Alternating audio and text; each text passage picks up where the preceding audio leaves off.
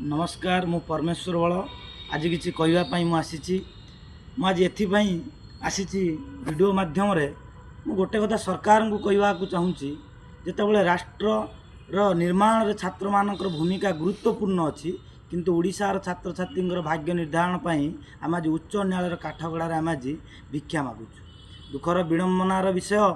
दीर्घ 2 वर्ष होईगला आपण जो 786 post non government aided college 488 वर्ग में काढ़ी तार आज पर्यंत एग्जाम हो पारला नहीं। आपण माध्यम आमर एग्जाम होची ये जो 488 वर्ग जो पोस्ट अच्छी आपणकर दिया हुआ गाइडलाइन ले आम आज परीक्षा दौचु। आम रिटिन दौचु नेट पाउथि पिला 10 मार्क पीएचडी पाउथि पिला 25 मार्क भाईबा 25 मार्क रोची सब मिसेले 200 मार्क परीक्षा होची। किंतु एटी कथा आसिला कौन ना यूजीसी नियमावली को उल्लंघन करा ओपीएससी देखु ओपीएससी जहाँ भी कंडक्ट करुच्ची यूनिवर्सिटी कहतु ऑटोनोमस कहतु ओनली 55% मार्क होती आपंकर मास्टर डिग्री रे आउ नेट ता सहित भाईबा एटी आम रिटिन दौचु 488 वर्ग में ताले कौ आधार आपड़ कैंसल कले।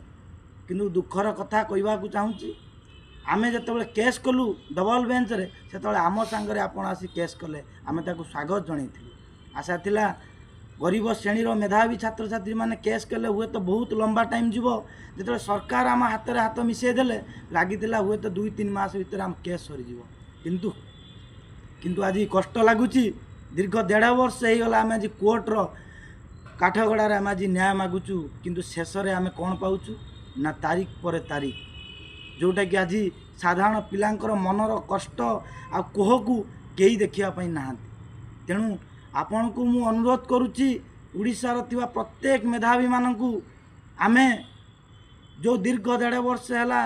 मंत्री आरंभ करी पियन पर्यंत सेक्रेटरी आरंभ करी एजिंग पर्यंत एजिंग पाखु आरंभ करी मुख्यमंत्री जनशुणाणी पर्यंत आमे जेते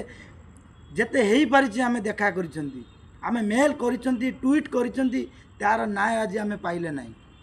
तेणु गोटे निष्पत्ति नवा आम आ कौन उच्च पदस्थ अधिकारी क्वार्टर को जीवानी क्या देखा करवा नहीं निजर हक पाई राइट्स पाई अक्टोबर 4 तारीख रु हंगर स्ट्राइक रे मु बसुची आपण माने मो सांगरे बसंतु कहीं कहूँ ना आम क्या पाखक जीवा नहीं बाध्य हेबे सरकार मंत्री हंगर स्ट्राइक सभा स्थल को आसबे से ऑन द स्पॉट डिसाइड करेंगे अक्टोबर 9 रे आमको न्याय देवे कि नहीं जदि सेतिक नहब अनिर्दिष्ट काल हंगर स्ट्राइक रे बसिबा आउ उड़ीसार समस्त मेधावी मानक अनुरोध करुच्ची अक्टोबर 4 तारीख लोअर पीएमजी रे हंगर स्ट्राइक सभा स्थल रे आसी मो पाखरे उपस्थित हुंतु आउ उड़ीसार लक्ष लक्ष पिलांकर जो अभिभावक माने अछंती मु तांको अनुरोध करुच्ची ए संघर्ष आपणकर पिलांकर नुहे ए संघर्ष आपण मानकर मध्य तेणु आपण माने जदि वीडियो देखुचंती ताले सहयोग करिया पई मु अनुरोध करुच्ची कहीं आम निष्पत्ति नहीं सरकार कौन क्वार्टर को जीवनी कि कौन उच्च पदस्थ अधिकारी सहित परामर्श करूँ ना आम कर सीमा सरीगला आम निराश हो सारीचु एवं गोटे मात्र लक्ष्य गांधीजी से शांतिपूर्ण आंदोलन से केवल हम कौन ना हंगर स्ट्राइक हम